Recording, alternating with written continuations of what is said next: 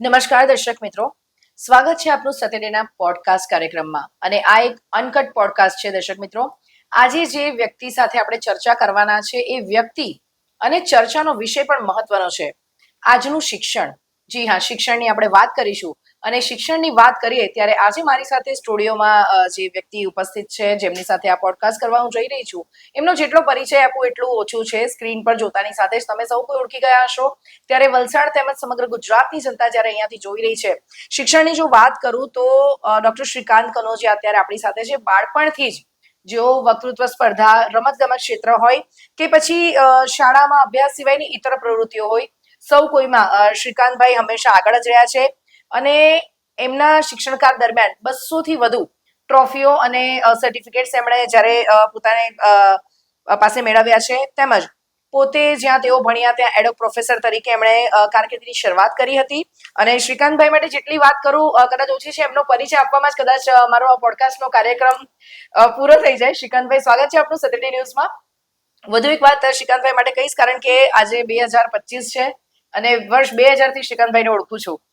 ત્યારે વલસાડની જો હું વાત કરું તો વલસાડથી જ 30,000થી વધુ વિદ્યાર્થીઓ એમણે શિક્ષિત કરીને વલસાડ જિલ્લાનું નામ રોશન કર્યું છે. શ્રીકાંતભાઈ, સ્વાગત છે આપનું આજના પોડકાસ્ટ કાર્યક્રમમાં.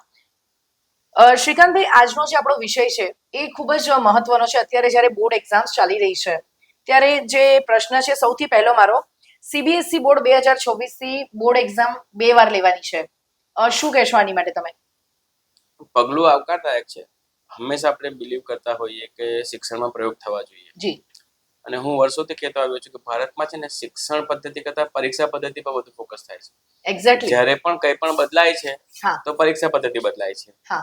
શિક્ષણ પદ્ધતિ બદલાતી નથી, નથી. શિક્ષકો બદલાતા નથી, નથી. તાલીમબદ્ધ નથી કરવામાં આવતા. અત્યારે પણ શું કર્યું કે એનકેન પ્રકારે મને એવું લાગે છે કે વિદ્યાર્થીઓ પાસ થવા જોઈએ, પાસ થઈ જવા જોઈએ. પાસ થઈ જવા જોઈએ એવું લાગે છે.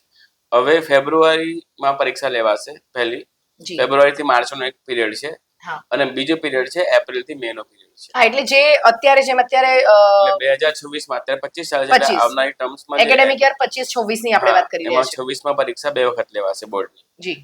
એટલે 2 વખતનું પ્લાનિંગ કરવું પડે. આમાં વિદ્યાર્થી ઘણા આપણે એમ કહેતા હોઈએ કે ભાર વિનાનું ભણતર. જી. પહેલા એક જ ભાર હતો પરીક્ષાનો. હવે શું થશે કે ઘણા પેરેન્ટ્સ એવા હશે, એવા પણ નીકળશે કે છોકરાને બંને વખત પરીક્ષા અપાવશે. કારણ કે 2 માંથી જે માર્કશીટમાં તમારા પર્સન્ટેજ પરફોર્મન્સ સારું હોય તે તમે સ્વીકારી શકો. આ ઓપ્શન છે. અચ્છા, ઓપ્શન રહેશે એ લોકો માટે. હા, 2 વખત તમે પરીક્ષા આપી શકો છો. હા, એટલે આ વિદ્યાર્થીના ફાયદા ગેરફાયદાની આપણે વાત કરીએ અત્યારે. અટેમ્પમાં તમારા સપોઝ કે પર્સન્ટેજ તમારા આવી ગયા કે 75 છે અને સેકન્ડ તમે પરીક્ષા આપી તમારા પર્સન્ટેજ આવી ગયા કે સપોઝ કે 80 સુધી પહોંચી ગયા. જી. તો તમે 80% માર્કશીટને સ્વીકારીને આગળ જઈ શકો છો અને પહેલી માર્કશીટ તમારે સબમિટ કરી દેવાની આવે, સરેન્ડર, એટલે રિલીઝ જ નહીં થાય. બરાબર. મુદ્દો શું થાય છે કે મમ્મીઓ હોય કે પપ્પાઓ હોય અથવા આપણે ઘણા બધા સામાજિક બંધનો કહેવાય કે કોઈ પણ વિદ્યાર્થી પરીક્ષા આપશે તો મમ્મીને એવી લાલચ તો રહેવાની જ છે કે બેટા એકવાર પરીક્ષા પાછી આપી દે. તો બધું આપ વાંચેલું જ છે. એટલે જે ભાર વિનાનું ભણતર પહેલા એક વખત ભાર આવતો હતો, હવે 2 વખત ભાર આવશે. આ એક રમૂજી પક્ષ કહી શકાય. ફાયદો એ છે કે જેમ કે નબળી સાઈડ કીધી તે સામાજિક બંધન છે. પણ પ્લસ પોઈન્ટ એ છે કદાચ કોઈ બાળકનું કોઈ પણ કારણસર માંદગીના કારણે પરીક્ષા પરફોર્મન્સ ઓછું આવ્યું હોય, ઘરમાં કોઈ પણ અપ્રિય પ્રસંગ બનેલો હોય તો પણ પરફોર્મન્સ વીક આવી શકે. તો એને એક તક મળે છે. તો આ દ્રષ્ટિએ જોઈએ તો ફાયદો છે. એટલે એ સેકન્ડ ટાઈમ આપે તો ત્યારે એને તૈયારીનો ટાઈમ પણ મળે, ફાયદો છે. હવે સપોઝ કે કેવું થતું કે એક્ઝામ સમયમાં કોઈ બાળકનું અકસ્માત થાય, કોઈ બાળકને અચાનક એવી માંદગી આવી જાય કે પરીક્ષા આપવાને સક્ષમ જ ન હોય, તો જે વિદ્યાર્થીએ ફર્સ્ટ બોર્ડ એક્ઝામમાં પરીક્ષા ન આપી હોય તેના પાસે સેકન્ડ નો ઓપ્શન તો રહે. આ ફાયદો છે. એટલે સેકન્ડ ટાઈમ અટેમ્પ કરી શકે અને એના માર્ક્સ પણ કવર કરી લેશે પોતાના. બિલકુલ. બરાબર. શ્રીકાંતભાઈ, અત્યારે બોર્ડની એક્ઝામ્સ, આ આપણો જે ટોપિક છે આપણે કન્ટિન્યુ કરશું, પણ અત્યારે જસ્ટ મને વિચાર આવ્યો, કારણ કે પહેલો દિવસ હતો ને એક્ઝામનો, ત્યારે કવરેજ કરવા માટે હું ગઈ હતી મારી ટીમ જોડે. છોકરાઓનું પેપર કેવું ગયું નેક્સ્ટ સ્ટોરી માટે. તો ત્યાં બહાર જે મેં દ્રશ્યો જોયા ને, એટલે મને મારું 10th યાદ આવી ગયું. જ્યારે મેં 10th ની એક્ઝામ આપી હતી. આ એક ફક્ત જે વાત છે ને, મારો એક વિચાર છે જે મારા બીજા મીડિયા મિત્રો સાથે પણ અમે લોકો ડિસ્કસ કર્યો. તો બોર્ડની એક્ઝામ આપવા અમે જાતે જ જતા, ઘરે પણ આવતા. અને અત્યારે જે નો ડાઉટ દૂર હોય છે સેન્ટર, વાલીઓ લેવા મૂકવા જાય 100% છે, પરંતુ અત્યારે ઘરથી તમારું સેન્ટર થોડેક જ અંતર પર હોય, બાળકો જાતે જઈને આવી શકે. વાલીઓ જે મૂકવા આવે છે તો મૂકીને તમે જતા રહો, અથવા 3-3 કલાક પણ વાલીઓ બહાર ઉભા રહે છે, અને છોકરાઓ છૂટવાની ત્યારે જે હાવ હોય છે ને, કેવું ગયું પેપર, કેવું ગયું, શું કહેશો આની માટે? જસ્ટ એક નોર્મલ ટોપિક છે. મારું પોતાનું પણ એવું છે કે 1989માં જ્યારે મેં મારી પોતાની ધોરણ 10 ની પરીક્ષા આપી, બોર્ડની પરીક્ષા આપી, તો અમને તો કોઈ બેસ્ટ ઓફ લક વિશ કહેવા માટે પણ નહોતું ત્યાં, અને ફક્ત બધા વિદ્યાર્થીઓ જ દેખાય. એક્ઝેક્ટલી. અને આજે દર 3 કિલોમીટર પર કદાચ આપણને એક સ્કૂલ મળે, દર 3 કિલોમીટર પર એક સ્કૂલ છે. જે તે સમયે તો સ્કૂલોની સંખ્યા ઓછી હતી, એટલે ઘણી દૂરથી વિદ્યાર્થીઓ આવતા અને પરીક્ષા આપતા. અને મને એવું લાગે છે કે અત્યારે જે કંઈ માહોલ છે ને, તે શિક્ષિત માતા પિતાઓના કારણે માહોલ છે આ. અમારા માતા પિતા કદાચ ઓછું ભણેલા હતા, અશિક્ષિત હતા, પણ એમને પરીક્ષાની ચિંતા કે પરીક્ષાનો હાવ ઉભો નહોતો કર્યો. હા, એટલું હતું કે ભાઈ 100% આવશે તો જીવનમાં કંઈક આગળ વધશે. અત્યારે કેવું છે, બાળકનું બધું પ્લાનિંગ છે ને પેરેન્ટ્સ કરી રહ્યા છે. જી, બાળકનું બધું પ્લાનિંગ, કેટલા વાગે ઉઠવાનું છે, કયો વિષય લેવાનો છે. મારી પાસે અનેક કિસ્સાઓ એવા આવે છે કે બાળકે સાયન્સ લેવું જ નહોતું, જબરદસ્તી એને લેવડાવ્યું, 12 સાયન્સ પાસ પણ થઈ ગયો, અને પછી ડિગ્રીના 1 વર્ષ કાઢી બી નાખ્યું, છતાં મન નહીં માને, અને પછી ઘરે જીદ કરીને બાળકે કીધું કે મારું મન માનતું નથી ને મારે કોમર્સ જ લેવું છે. તો મેં અત્યારે 15-20 દિવસ પહેલાનો જ કિસ્સો છે કે પછી એનું એડમિશન અમે કોમર્સમાં કરાવડાવ્યું છે. હવે છોકરો BBA કરવાના હવે આ વર્ષથી. આ વર્ષ એટલે પેલું વર્ષ તો ગયું એનું. બિલકુલ. એટલો ટાઈમ એનો વેસ્ટ. અને હવે માતા પિતા બંને શરમ અને સંકોચ બંને અનુભવે છે કે અમે બાળકને સાયન્સ અપાવ્યું, તેમાં સામાજિક બંધનો બી હતા, કારણ કે અમારા ખાનદાનમાં બધા જ ડોક્ટર્સ છે ને બધા જ એન્જિનિયર્સ છે. જવાબ આપવો પડે. અને પહેલું બાળક છે કે જેણે કોમર્સ લેવાની જીદ કરી 10મા પછી. જી. હવે એને સાયન્સ લેવડાવ્યું, સાયન્સમાં ટકા સારા છે. બાળકને આજે પણ જીદ છે કે મારે કોમર્સમાં ભણવું છે. હવે અત્યારે માહોલ એવો છે કે ખરેખર બાળકને કોઈ છૂટું મૂકવા જ નથી માંગતો. એક તરફ આપણે બાળકને સક્ષમ બનાવવાની વાતો કરીએ છીએ. જી. તો સક્ષમ ક્યારે બનશે? જ્યારે થોડું કઈ જીવનના જે ઘટનાક્રમ આવે છે તેનો સામનો એકલો કરે એની સાથે. હા, હવે શું છે કે મા બાપ જોડે ને જોડે જ હોય. તો આજે હતાશા છે ને જીવનમાં આવી ગઈ છે, લોકોને જે આત્મહત્યા સુધી પહોંચી ગયા છે બાળકો, એટલા માટે છે કે એને ઘડી ઘડી એવું લાગે છે કે હું એકલો પડી ગયો છું. તો જે એને એકલા પાડવાની ટ્રેનિંગ મા બાપે આપવાનું ભૂલી જ ગયા છે. એટલે આ ઘટનાક્રમ સર્જાય છે કે કદાચ મને એવું લાગે છે કે સ્કૂલની સામે વિદ્યાર્થીઓની સંખ્યા કરતા વાલીઓની સંખ્યા વધારે છે.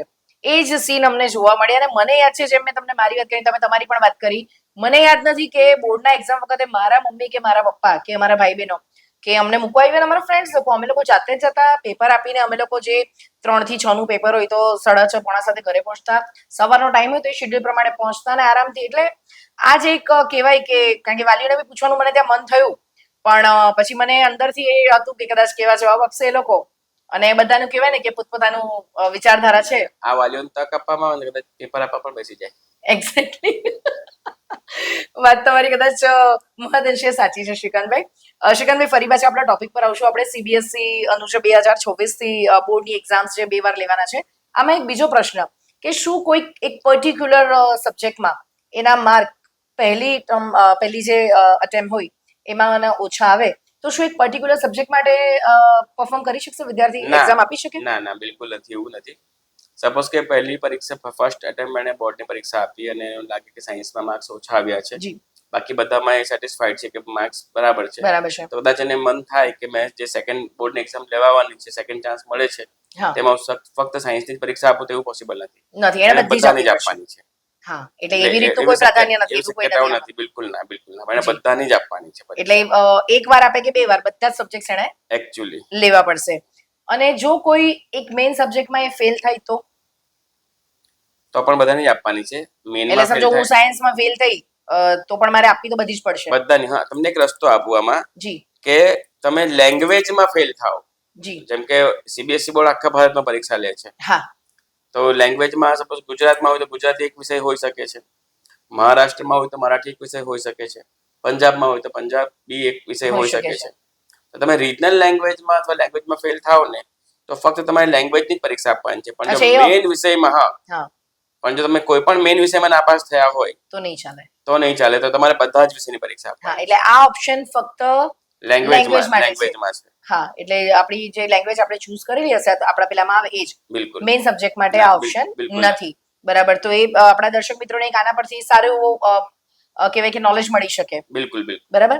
અને શ્રીકાંતભાઈ, બીજું એક કે વિદેશી ભાષા અને સ્ટેટ લેંગ્વેજ આપણી રાજ્યની ભાષા, એમાં જો ફેલ થાય તો આપણે વાત કરીએ અત્યારે કે ઇંગ્લિશમાં ફેલ થાય, હા, અથવા ગુજરાતીમાં ફેલ થાય તો ફક્ત લેંગ્વેજની પરીક્ષા આપી શકે, બસ એટલું જ. હા, પણ જો કોઈ મુખ્ય વિષયમાં જે સાયન્સ છે, મેથ્સ છે, એસએસ છે, એમાં જો ફેલ થયા હોય બધી જ આપવાની છે. બરાબર. એટલે ફર્સ્ટ અને સેકન્ડ જે છે એના ફાયદા પણ છે અને ગેરફાયદા પણ છે. અત્યારે હું દરેક એક્સપેરિમેન્ટને વેલકમ કરું છું. જી.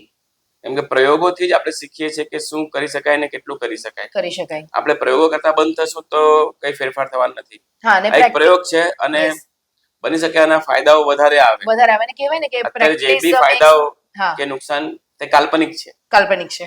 વાસ્તવિકતા આપણને 2026 માં ખ્યાલ ત્યારે જ ખબર પડશે, જ્યારે છોકરાઓ આવશે ત્યારે. એક્ચ્યુઅલી ત્યારે ડેટા આવશે, એક્ચ્યુઅલ સ્ટેટિસ્ટિક્સ પર વાત કરી શકાશે ત્યારે. જી. Right now we don't have data.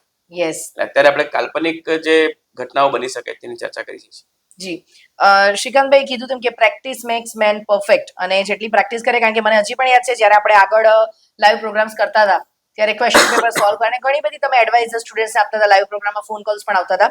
ત્યારે અત્યારે એક બીજો મહત્વનો પ્રશ્ન કે ફર્સ્ટ ટાઈમ મારી એક્ઝામ અપાઈ ગઈ છે, આપણે ફેલની ને બધી વાત થઈ ગઈ. સબ્જેક્ટ જો બદલવો હોય તો ફર્સ્ટ ટાઈમ જે એક્ઝામ આપણી થવાની અને બીજી વારની, એમાં સબ્જેક્ટ સ્ટુડન્ટ બદલી શકશે ખરા? ઓપ્શન તો છે બદલવાનો. ઓકે, ઓપ્શન તો બદલવાનો છે, પણ મુખ્ય વિષય નહીં બદલી શકે. મુખ્ય વિષય નહીં, જે મેં આગળ કીધું તેમ લેંગ્વેજ. એને ફર્સ્ટ બોર્ડની એક્ઝામ આપી છે જી, અને એને લાગે છે કે નથી મજા આવતી મારે, અને મારે સાયન્સ નથી લેવું કે કોમર્સ કરી નાખવું છે, કે મારે મેથ્સ બદલી કાઢવું છે, તો પોસિબલ નથી. એ પોસિબલ નથી. હા, એને એડવાન્સમાં પ્લાનિંગ કરી દેવું પડશે. એડવાન્સમાં કરવું પડે. એટલે આ ફક્ત એક લેંગ્વેજ માટે જ સગવડ છે વિષય બદલવાની, પણ શરૂઆતના તબક્કે આવશે. શરૂઆતમાં બદલી કાઢવાનું. હવે તમે આખું વર્ષ જે વિષયની તૈયારી કરી હોય, સમજો તમે સાયન્સ લીધું, આખું વર્ષ તમે ફિઝિક્સ ભણ્યા, બાયોલોજી ભણ્યા, કેમેસ્ટ્રી ભણ્યા, અને યર એન્ડમાં જ્યારે તમે બોર્ડની એક્ઝામ ફર્સ્ટ આપી અને પછી તમને રિયલાઇઝ થાય કે નહીં, હું તો ખોટો છું, તો બાકીના 15-20 દિવસો ફરી પાછી એક્ઝામ લેવા આવવાની છે. તો તમે પાસે સમય નિષ્ફળતાનો જ છે, પછી 15-20 દિવસ સફળ થવાનો ચાન્સ નથી. બેટર છે કે જ્યારે તમે સ્કૂલ સ્ટાર્ટ થાય છે, પહેલો મહિનો ઇનફ હોય છે. ઇનફ હોય છે, એ નક્કી કરવા ફર્સ્ટ મંથ ઇઝ ઇનફ. એમાં દરેકને ખ્યાલ આવી જાય છે. અને હું દરેક માતા પિતાને પણ રિક્વેસ્ટ કરીશ કે જ્યારે આપણું બાળક ઘરે આવીને આપણને રિસ્પોન્ડ કરતું હોય છે, મમ્મા હું કમ્ફર્ટેબલ નથી, પપ્પા હું કમ્ફર્ટેબલ નથી, તો એની સાથે બેસીને અને બાળકની સાચી કાર્યક્ષમતા તો મા બાપ અને શિક્ષકને જ સમજ પડે જી, તો શિક્ષકનું બી ઓપિનિયન લેવું જોઈએ. ઘણી વખત અમે કહીએ છીએ કે આટલા પર્સન્ટેજ પર સાયન્સ ન લેવાય, પછી તો મારા રેકોર્ડમાં આવે છે ધ્યાનમાં કે સાયન્સ જ લીધું છે. હા, કેવાય ને ઘરનાનું કહેવાનું હોય ને બધાને, ફલાણાનો દીકરો સાયન્સમાં છે, તમારો કેમ નહીં? એટલે કદાચ એ બધું સોશિયલ સામાજિક ના, ભૂતકાળમાં મારી પાસે એવા પેરેન્ટ્સ ડોક્ટર છે બંને જી, અને દીકરીને 10મા ધોરણમાં વલસાડ જિલ્લામાં ફર્સ્ટ આવી હતી દીકરી, માનસી શાહ, મને નામ પણ યાદ છે જી. તો એ દીકરીએ ડિસાઈડ કર્યું, વિચારો કે પેરેન્ટ્સ ડોક્ટર છે અને દીકરીના વલસાડ જિલ્લામાં પ્રથમ આવી, પછી એણે નક્કી કર્યું મારે કોમર્સ લેવું છે, છતાં એના પેરેન્ટ્સે કોમર્સ લેવડાવ્યું. Right now she is chartered accountant. Yes. એને કહેવાનો ભાવ કે બાળકને પણ પોતાનું કેરિયર ડિસાઈડ કરવાનો અધિકાર તો આપો, અથવા તમે એને સમજો તો ખરા. એક્ઝેક્ટલી. તમારે ક્રિકેટર બનાવવું હોય, પણ પહેલા ક્રિકેટર બનવું જ ન હોય, મારી ઠોકીને પછી તમારે એને કેમ્પમાં મોકલો, આ કરો, તે કરો. પરફેક્ટ. બરાબર છે. તો સારું પરિણામ નહીં આવી શકે. નહીં આવે. કેમ કે તમે ઈચ્છા રાખો છો, પણ પેલો પ્રયત્ન જ નહીં કરે. એક્ઝેક્ટલી. એની ઈચ્છા જ નથી ક્રિકેટમાં. પ્રયત્ન કરનાર વ્યક્તિ પ્રયત્ન કરવા રાજી જ નથી. બરાબર છે. તો તમારી ઈચ્છાને સફળતા મળવાની નથી. મળવાની નથી. કેમ કે તમે એક્ઝામ આપવાના, તમારી ફક્ત ઈચ્છા છે. હા, કે બેટા મા બાપની ઈચ્છા હતી, તારા બાપની ઈચ્છા હતી, મમ્મીની બહુ ઈચ્છા હતી. હું એમ કહું, મમ્મીની આ ઈચ્છા હતી, પપ્પાની ઈચ્છા હતી, જે કમ્પેરિઝન ચાલે છે ને, એક વચ્ચે જ એક પ્રસંગ મને યાદ આવ્યો અને એક રમૂજી જોક આવ્યો હતો સામે. ત્યારે એક બાળકે કીધું કે તમારા જમાનામાં તમે શું કર્યું હતું? અચ્છા. તો એવા પેરેન્ટ્સને કોઈ સ્પેશિયલ મેસેજ તમે આપવા માંગશો શ્રીકાંતભાઈ? અવારનવાર તમારા તો ટીવીમાં ઘણા ટોક શોઝ થાય છે, યુનિવર્સિટીમાં પણ તમે ઘણીવાર કેરિયર ગાઈડન્સ માટે પણ જાઓ છો. સ્પેશિયલ અત્યારે ખાસ જરૂર છે, કારણ કે સુસાઇડ, આપણે આગળ પણ જે વાત કરી કે એક્ઝામના પ્રેશરમાં અથવા રિઝલ્ટ આવી જાય પછી જે વિદ્યાર્થીનીઓ સુસાઇડના જે કેસ છે વધવા માંડે છે, શું કહેશો પેરેન્ટ્સ? મને છે ને એક વાત યાદ આવે કે લગભગ કોરોના સમયમાં બધા લોકો ફ્રી જેવા હતા, યસ. અને જ્યારે થોડુંક લોકડાઉનમાં રાહત મળતી થઈ કે થોડીક અવર જવર થઈ, ત્યારે વલસાડના જ એક પેરેન્ટ્સ મને રસ્તે મળ્યા અને એમનું એક વાક્ય મને જરાક આજે પણ મને જવાબ નથી મળ્યો. સર, તમે કે બ્રાન્ડેડ પેરેન્ટ્સ માટે કંઈક કરો ને. Branded parents? હા, બ્રાન્ડેડ પેરેન્ટ્સ. એટલે બ્રાન્ડેડ પેરેન્ટ્સ એટલે? ત્યારે મને પ્રશ્ન થયો કે બ્રાન્ડેડ પેરેન્ટ્સ કોને કહેવાય. એક્ઝેક્ટલી. તો એણે સ્કૂલના નામ આપ્યા. હા.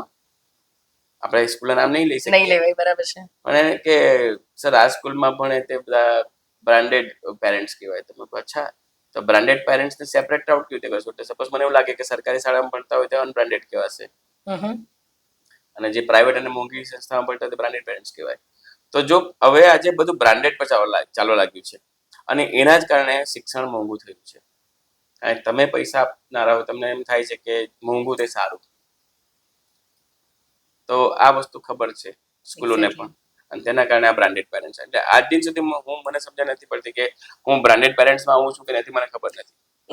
હા, હું એમ માનું છું કે તમે સારા પેરેન્ટ્સમાં આવો છો કેમ. પેરેન્ટિંગ એક આખો અલગ વિષય છે અને બહુ વિશાળ વિષય છે. અમારા માતા પિતા ઓછું ભણેલા હતા, અશિક્ષિત હતા, પણ પેરેન્ટિંગ સારું કર્યું અને આજે અત્યારે આપણે છે. અને હું મારા દીકરી સાથે કે દીકરા સાથે કે કઈ વાત કરું, કેટલા પ્રમાણમાં કરું, એટલે હું કન્ફ્યુઝ છું. તો હું છે ને કન્ફ્યુઝ પેરેન્ટ્સમાં આવું છું કે મારે કઈ વાત કરવી જોઈએ, કેટલી ખુલીને વાત કરવી જોઈએ. ભલે આપણે અન્ય માટે સલાહ આપતા હોઈએ, પણ જ્યારે પોતાની દીકરીની વાત આવે, દીકરાની વાત આવે, ત્યારે મને સંકોચ થાય કે આ વાત કરું કે ન કરું. એક્ઝેક્ટલી. કારણ કે હવે જમાનો શરમ અને સંકોચ વિનાનો થઈ ગયો છે. હા. પછી આ સંસ્કાર તો ખરા. સંસ્કાર, સાચી વાત છે. હા, એટલે દરેક પેરેન્ટ્સને એવી ઈચ્છા રાખીશ કે દરેક પેરેન્ટ્સને એવો સંદેશ આપવા માંગીશ કે તમારા બાળકની કાર્યક્ષમતા તમને ખબર છે. ઓલમોસ્ટ બધી સ્કૂલોમાં જ્યારે વર્કશીટ આપી દેવામાં આવતી હોય, સમજી લો કે IMP આપી દીધી, અને એ વર્કશીટનો ઉપયોગ કરીને જો તમારું બાળક 90% લાવતું હોય તો માનો કે વર્કશીટ નહીં આપે તો કેટલા લાવે. આ સવાલનો જવાબ તમે શોધી કાઢજો અને પછી એનું કેરિયર ડિરેક્શન નક્કી કરજો. એક્ઝેક્ટલી. હું 15 સવાલ આપી દઉં અને 15 માંથી 10 પરીક્ષામાં પૂછું ને, તો કઈ મતલબ નથી. એક્ઝેક્ટલી. અને પહેલા તો છે ને અમારા શિક્ષકો વચ્ચે બી હરીફાઈ ચાલતી. હું વાત કરીશ ને કે કેવી હરીફાઈ, તો મને એમ લાગતું કે મારા ક્લાસીસનો વિદ્યાર્થી જ આ પ્રોબ્લેમ સોલ્વ કરી શકે તેવો લાયક બનાવવું. તો હું અલગ અલગ પ્રકારની રેફરન્સ બુક શોધીને એમાંથી પ્રોબ્લેમ લાવીને બોર્ડ પર ડિસ્કસ કરતા. અને અમે ક્લાસમાં એવી ખુમારી સાથે કહેતા, મારો છોકરો છે, ખુમારી સાથે, કે આ પ્રોબ્લેમ તમારા સિવાય બીજા કોઈ પણ ક્લાસીસનો છોકરો કે તમારી કોલેજનો વિદ્યાર્થી કે તમારી સ્કૂલનો વિદ્યાર્થી સોલ્વ નહીં જ કરી શકે. કેમ? તમને મેં શીખવાડ્યું છે. પ્રાઉડ ફીલ કરો. હવે શું થઈ ગયું કે પરીક્ષાનું પરિણામ ઊંચું લાવવા માટે એવું નક્કી થઈ ગયું ટેક્સ્ટ બુકમાંથી જ પૂછવાનું, ટેક્સ્ટ બુકની બહારનું નહીં પૂછવાનું. રેફરન્સ બુક હવે ઓછી ચાલે છે. હા, એના માટે બાળકો શું થઈ ગયા કે લિમિટેડ થઈ ગયા કે ટેક્સ્ટ બુકનું જ કરવાનું છે.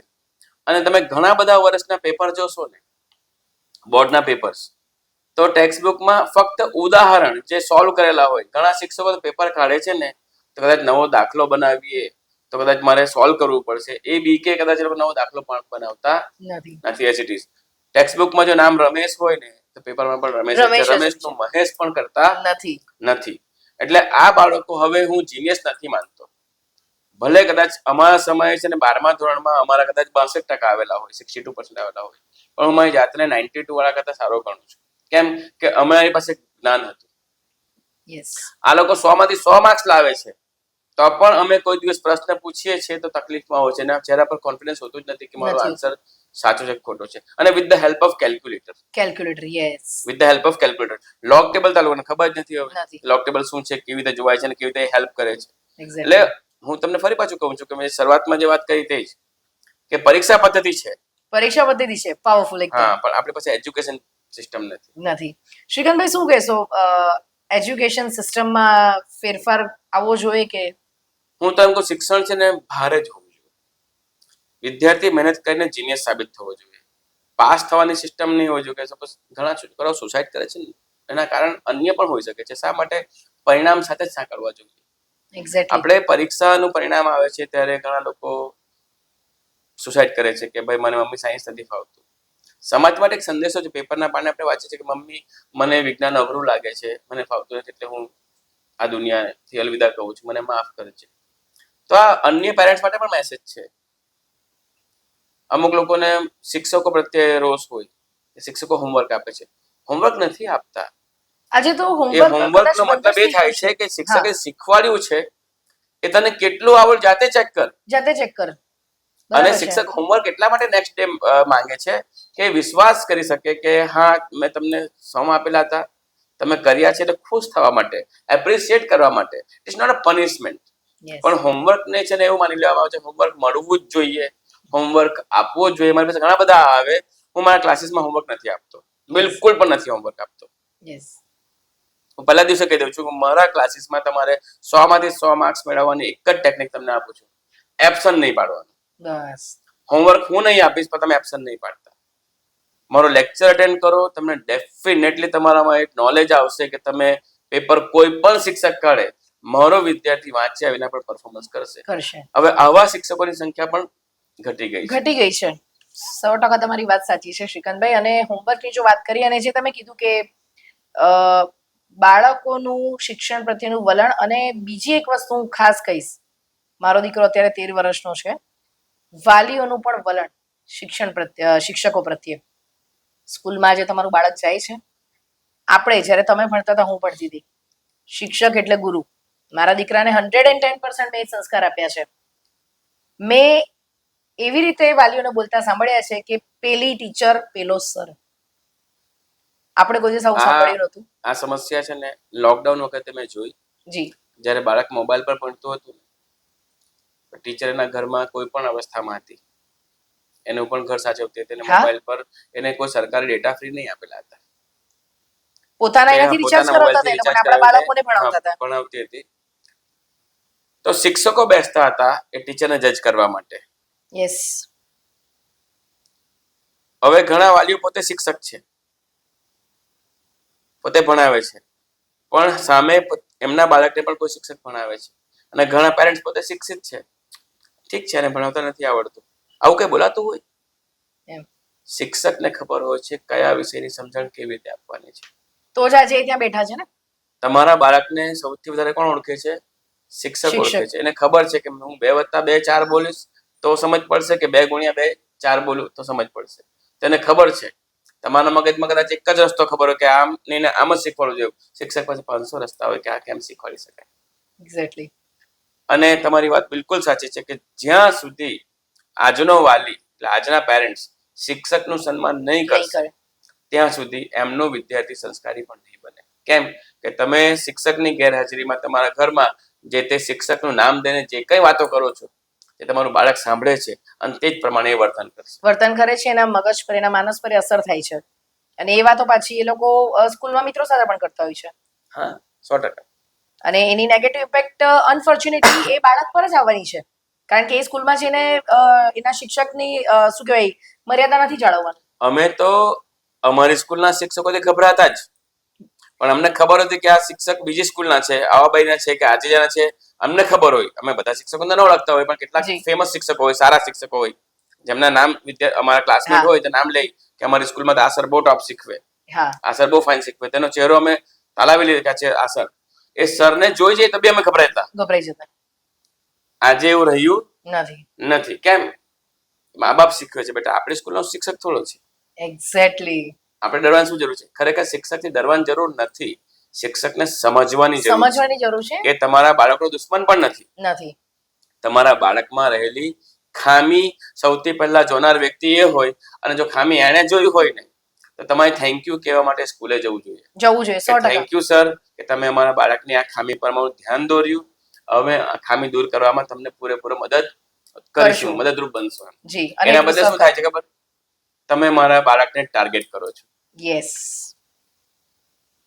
અને બાળકના મગજમાં એવું ઠસાવી દેવામાં આવે છે કે આ શિક્ષક તને જ.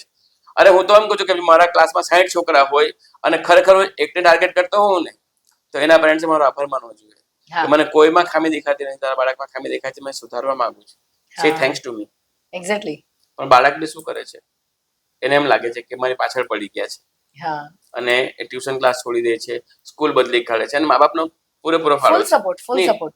તમે ઘણા બાળકો તમને એવા પણ મળશે આ વાસ્તવિક દુનિયામાં કે જેણે પોતાના 12 વર્ષના શૈક્ષણિક જીવનમાં, એટલે ધોરણ 1 થી લઈને ધોરણ 12 સુધીના જીવનમાં 4 થી 5 સ્કૂલ બદલી હોય. આરામથી. અમે તો એક જ સ્કૂલમાં ધોરણ 1 માં એડમિશન લીધું હોય ને 12મા ધોરણ સુધી અમને કોઈ તકલીફ નહીં પડી, કોઈ સાથે તકલીફ નહીં પડી. અને ત્યાં ટ્યુશન ક્લાસીસમાં પણ એવું જ છે. કોઈ ટ્યુશન ક્લાસ વાળું સારું ભણાવશે. ને હવે તો જમાનો લેટેસ્ટ આવી ગયો. ગૂગલ પર રિવ્યુ જોઈએ. અરે પેરેન્ટ્સ તમારે સમજવું જોઈએ, ગૂગલ પર પેઇડ રિવ્યુ ચાલે છે. એક્ઝેક્ટલી ગૂગલ રિવ્યુ પર એજ્યુકેશન તમે જૂના ભૂતકાળના વિદ્યાર્થીઓને મળો કે ખરેખર કયો શિક્ષક સારું ભણાવે છે. એ શિક્ષકની રૂબરૂ મુલાકાત તો લો. તમારે મૂકવાની કોઈ પછી ની વાત છે. નહીં મુલાકાત લો અને શિક્ષક પાસે એટલીસ્ટ એક વીક ભણાવો. તમે ફક્ત માર્કશીટમાં પરિણામ જોવા માંગો છો. માર્કશીટનું પરિણામ તો હું તમને કહીને આપું છું અત્યારથી બી કે 90% ની ઉપર જ બધાના આવે છે. બધા 90% ની ઉપર જ આવે છે. દરેક સ્કૂલ એમ કહે છે કે અમારી પાસે વર્લ્ડ ક્લાસ શિક્ષકો છે. દરેક કોચિંગ ક્લાસીસ એમ કહે છે કે અમે વર્લ્ડ ક્લાસ ભણાવીએ છીએ. તો મને એક પ્રશ્ન થાય છે કે ગણિત જેવો વિષય શીખવનાર વ્યક્તિ એકદમ મજબૂત હોય તો બાળકનો પ્રિય વિષય ગણિત હોવો જોઈએ. એના બદલે ગુજરાતમાં આ વર્ષે બોર્ડની પરીક્ષા આપનાર 100% વિદ્યાર્થીઓમાંથી ઓનલી 7% વિદ્યાર્થીઓએ સ્ટાન્ડર્ડ મેથ્સ લીધું છે. બાકીના બધાએ બેઝિક મેથ્સ લીધું છે. આ આંકડો શું સાબિત કરે છે? શિક્ષકની નિષ્ફળતા છે. હું ફરી પાછું કહું છું, હું શિક્ષક છું પણ છતાં પણ કહું છું કે શિક્ષકની નિષ્ફળતા છે કે શિક્ષકોએ આ વિષય શીખવવામાં ક્યાંક ને ક્યાંક ચૂકી ગયા છે. અધરવાઇઝ અમારા સમય તો એવું હતું કે જે છોકરાનું ઇંગ્લિશ સારું ને હોશિયાર, જે છોકરાનું ગણિત સારું ને બહુ જ હોશિયાર. હવે આજે શું છે? નથી વિદ્યાર્થીઓને ઇંગ્લિશ સારું. મેં ઇંગ્લિશ મીડિયમની સ્કૂલના છોકરાઓને હિન્દી ગુજરાતી મિક્સ બોલતા જોયા છે. અને એમ કહે છે કે ઇંગ્લિશ મીડિયમ અથવા ગુજરીસ મીડિયમમાં ભણે, બરાબર. મેથેમેટિક્સ એને બરાબર આવડતું નથી અને પ્રાઉડલી કહે છે પેરેન્ટ્સ. અને હવે સગવડ મળી ગઈ છે કે મેથ્સમાં તમે સ્ટાન્ડર્ડ કે બેઝિક સિલેક્ટ કરી શકો છો. તો એવા લોકો ઓછા આવી ગયા કે મારા દીકરાને મેથ્સ ફાવતું જ નથી.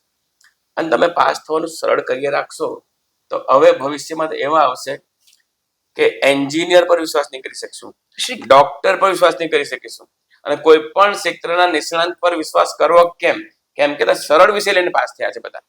એટલે પાસ થવાની હરોળમાં આપણે આવી ગયા છે. હું ફરી પાછું કહું છું કે શિક્ષણ મેળવી લીધું હોય ને તો જ્ઞાન મેળવવા તરફ આગળ વધો. જ્ઞાન બહુ જરૂરી છે.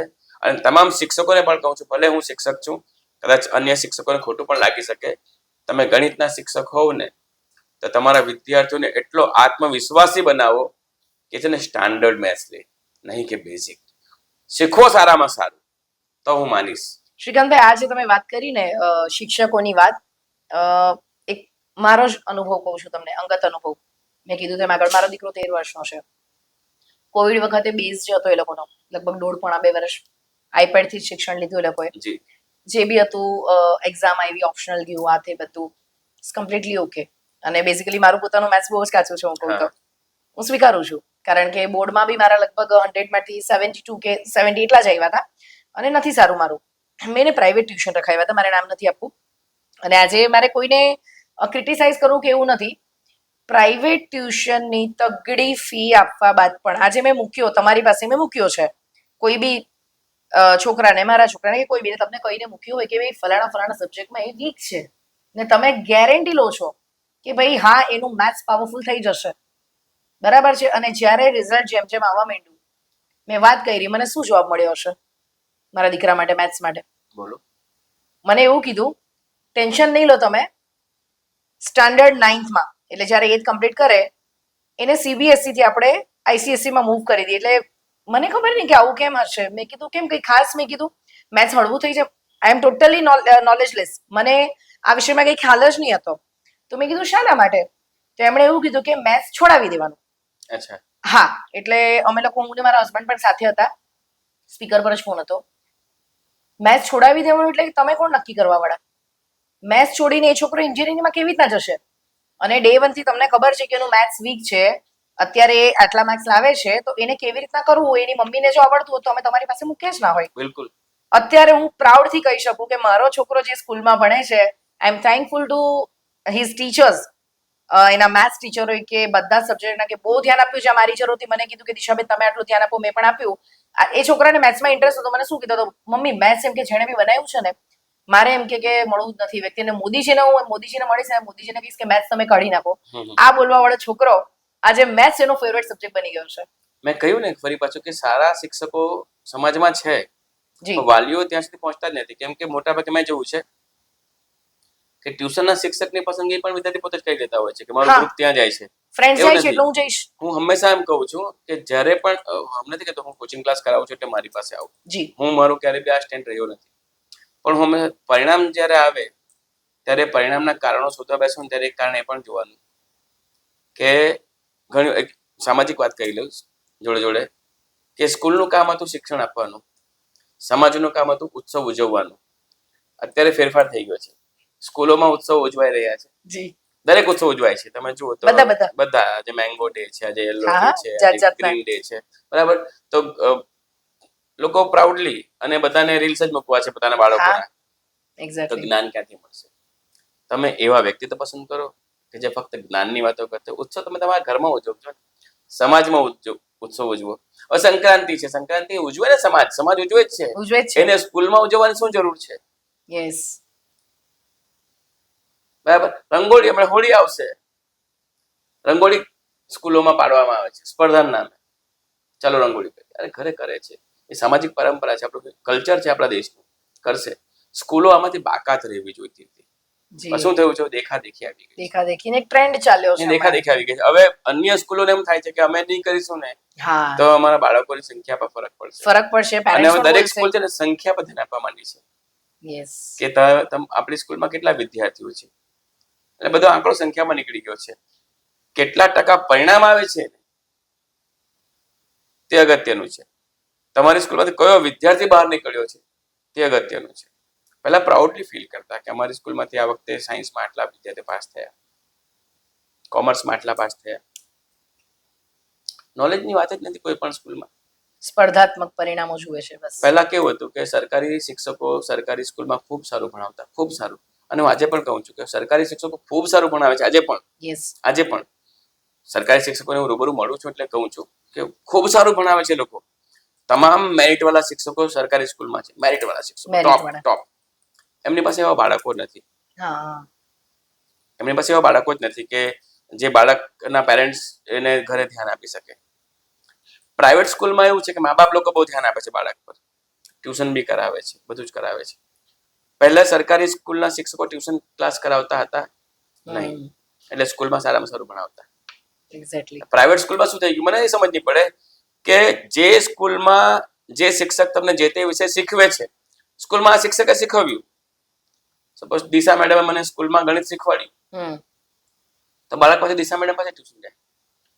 અરે બેટા, દિશા મેડમને શરમ આવી જોઈએ કે જે બાળકને મેં સ્કૂલમાં સારામાં સારું ભણાવ્યું હોય ને, હવે મારા ભણાવ્યા પછી એને બીજા ટ્યુશનની જરૂરત ના પડવી જોઈએ. અને મારી પાસે આવે ને તો ખરેખર શરમજનક વાત કહેવાય. ફરી પાછું કે હું તો મારી સ્કૂલમાં આ વિષય સારામાં સારું શીખવ્યો છું ને પછી એ બાળક મારી પાસે સર તમારી પાસે મારે ટ્યુશન લેવું, તો શરમ કહેવાય મારા માટે કે મારે ટ્યુશન નહીં બેસાડવું. હા, પણ માહોલ કેવો છે ત્યારે બધા એ છે ને ઓવરનાઇટ અમીર બનવું છે.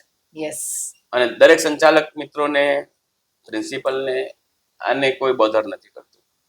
બધાને એમ છે કે ચાલવા દો, સમાજ ચાલતો છે, પછી આપણે ચર્ચા કરીશું આવી બધી. અને ચર્ચાનો છે ને કોઈ અંત નથી. We need a solution. અને સોલ્યુશન કેવું છે? ક્રાંતિ જોઈએ, સામાજિક ક્રાંતિ. સામાજિક ક્રાંતિ પોતાની જાગૃતિથી આવે. મને મારા વિદ્યાર્થીના સપોઝ કે 5 માર્ક્સ પણ ઓછા આવે ને તો મને છે ને ઊંઘ નહીં આવે. મને એમ થાય છે કાયમ, મેં કાયમ કહું છું કે તમને કોઈ એમ કહે ને કે તમારો પાયો કાચો રહી ગયેલો, તો તમને તમારે છે ને માનવાનું કે તમારા શિક્ષક બરાબર નહીં હતા. ઘણા બધા વિદ્યાર્થીઓને આ તકલીફ છે કે કાયમ એક ટોન્ટિંગ સાંભળવા મળે, તમારો તો બેઝ જ બહુ વીક છે, તમારો તો પાયો જ બહુ વીક છે, તમારો તો બેઝ જ બહુ વીક છે. આ ટોન્ટિંગ દરેક સ્કૂલમાં થાય જ છે. તમે પણ સાંભળ્યું છે, મેં પણ સાંભળ્યું છે. મારો એક સવાલ છે, પાયો નાખેલો કોણે? ન કરવા વાળું બાળક હોય તો એ કે વિષયમાં ન કરે. હા, એક 3 વર્ષનું 4 વર્ષનું નિર્દોષ બાળક તમારા સમક્ષ હાજર થાય છે, તમે એને શીખવો છો, તમે જ પેપર કાઢો છો, તમે જ તપાસો છો, અને પછી તમે ટેગ આપો છો એને કયું આ બાળક ભણવામાં વીક છે. આ તો એવું થઈ ગયું કે જે કોન્ટ્રાક્ટરે મકાન બનાવીને આપ્યું હોય અને વાસ્તુના દિવસે તમને એમ કહે કે બેઝ વીક છે. શ્રીકાંતભાઈ, આપણી ચર્ચાનો કોઈ અંત નથી, પણ ફરી આપણે આવા જ પ્રોગ્રામમાં, પોડકાસ્ટમાં કે કોઈ લાઈવ કાર્યક્રમમાં આપણે ફરી પાછા ભેગા થઈશું. ત્યારે દર્શક મિત્રો, આજનું અમારું પોડકાસ્ટ અનકટ પોડકાસ્ટ આપને કેવું લાગ્યું ચોક્કસથી કમેન્ટ બોક્સમાં અમને જણાવશો અને આપના જો કોઈ પ્રશ્ન હોય તો આપના પ્રશ્નો પણ આપ અમારી સમક્ષ મૂકી શકો છો, જેથી કરીને બીજી વાર જ્યારે શ્રીકાંત કનોજિયા સાથે આપણે ભેગા થઈએ ત્યારે શ્રીકાંત સર પાસેથી એમની પાસે જે કહેવાય કે અમૂલ્ય નોલેજનો ખજાનો છે એમાંથી થોડા આપણે કહેવાય કે દરિયામાંથી જે ના હું તમને વચ્ચે ઇન્ટરપ્ટ કરું, સોરી જી, પણ તમામ દર્શક મિત્રોને એક વિનંતી પણ છે. પેરેન્ટ્સ આ પોડકાસ્ટ જ્યારે રિલીઝ થશે ત્યારે તમે જોશો તો હું રિક્વેસ્ટ કરીશ તમને કે એક લાઈવ સેશન અટેન્ડ રાખીએ અહીંયા, ચોક્કસ. કારણ કે ઘણા લોકોએ હવે શું કરવું ને, what after SSC, what after HSC, Google પર બધું જ છે. ગૂગલ બાબા તો છે જ, એ તો મેં તમને શું કીધું, યસ, ગૂગલ સર્ચ એન્જિન છે. યસ, ગૂગલ તમને છે ને ઘણા બધા ઓપ્શન આપે છે, નિર્ણય આપતો નથી. પણ યાદ રાખજો, શિક્ષક નિર્ણય આપે છે, ઓપ્શન આપે છે. Exactly, yes. એટલે જો તમારે ખરેખર નિર્ણય લેવો હોય ને તો શિક્ષકને સંપર્ક કરજો. તમારે ઓપ્શન જોવા હોય તો ગૂગલ અવેલેબલ છે જ. એટલે ફરી પાછો તમામ વલસાડના મિત્રોને, દર્શક મિત્રોને, ગુજરાતના કોઈ પણ ખૂણેથી તમે આ જોતા હો, તમારો એજ્યુકેશનને લઈને કોઈ પણ પ્રશ્ન હોય, બરાબર, તમારી કોઈ પણ સંકોચ અનુભવતા હોય તો બે ઝીઝક તમે પ્રશ્ન પૂછી શકો છો. સત્ય ટીવીનો સંપર્ક કરી શકો જી. અને ચોક્કસ શ્રીકાંતભાઈ આપણે એક લાઈવ પ્રોગ્રામ પણ અરેન્જ કરીશું આપણા દર્શક મિત્રો માટે, કારણ કે વલસાડ સહિત સમગ્ર ગુજરાતની જનતા અને કદાચ ઘણી જગ્યાએ મને ખ્યાલ છે ત્યાં સુધી અમારી લિંક એબ્રોડ પર પહોંચી છે, ત્યારે આપણા ગુજરાતીઓ જે છે, ભલે ને એમના છોકરાઓ મોટા થઈ ગયા, પણ અત્યારે એ લોકો બી એમ કે છે કે આ વિષય પર થોડુંક નોલેજ અમારી પાસે બી હોય તો સારું પડે કે અમારા મિત્ર વર્તુળમાં અમે કરીએ. ત્યારે આપણે ચોક્કસથી લાઈવ પ્રોગ્રામમાં ફરી એકવાર મળીશું. ત્યાં સુધી જોતા રહેજો સત્ય.com.